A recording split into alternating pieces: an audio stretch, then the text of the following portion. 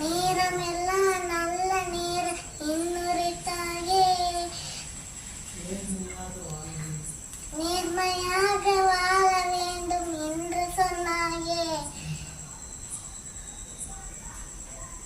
நான் முழுதும் உன் கருணை போதுமையனே, நான் முழுதும் உன் கருணை போதுமையனே. ஞானம் கொடு, அறிவு கொடு எங்கள் வல்லலே, ஞானம் கொடு, அறிவு கொடு எங்கள் வல்லலே.